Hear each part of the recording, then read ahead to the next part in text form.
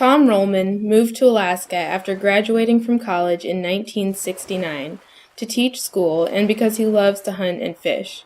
He learned about set netting through a fellow teacher, bought a set net site at Seven Egg Creek in the northern district of Cook Inlet, and he hasn't missed a season in 40 years.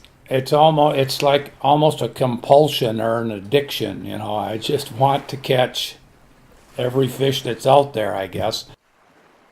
In 1984, he bought another set net site out of Dillingham in Bristol Bay. Tom fishes in Cook Inlet for king salmon in May and early June, and then it's off to Bristol Bay for reds in mid-June, and back to Cook Inlet for reds and silvers in mid-July. He has 3 sons, and they've grown up fishing every summer. When they were young, Tom started paying them a little bit for picking up fish. I kind of hooked them on the economics of it.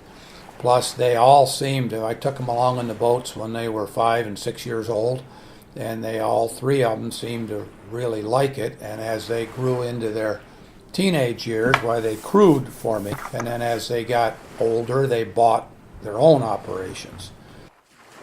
Now, all 3 sons teach in the winter and set net in the summer.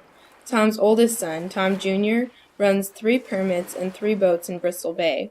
His youngest son works for Tom Jr.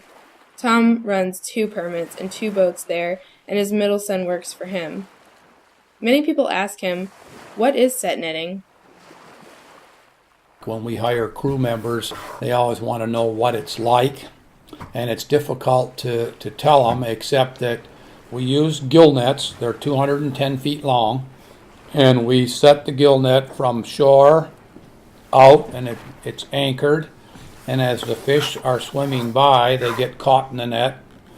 We run the boat under the net, take the fish out, put the net in the boat, ice them, and then we put them in big ice totes and haul them to Kenai and sell them. It's very physically demanding work. We have the second highest tides in the world in Cook Inlet, which makes it very difficult.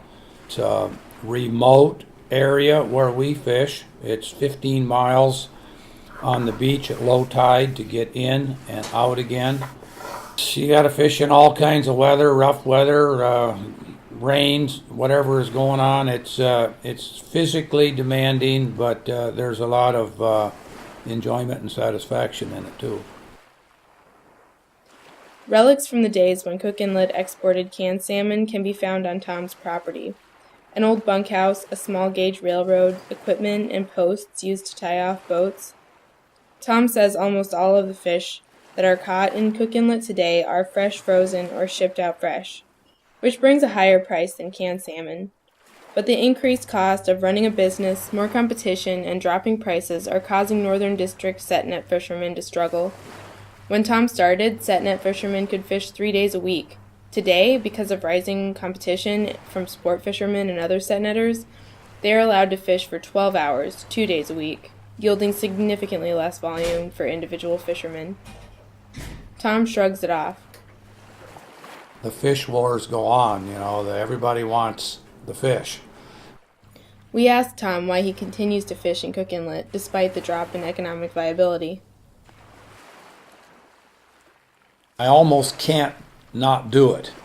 I just love doing it. I like everything connecting with it. I love the preparation, getting the boats ready, putting out the lines, putting out the buoys, all of that. It's a rite of spring to me. When spring comes, that's what I want to be doing.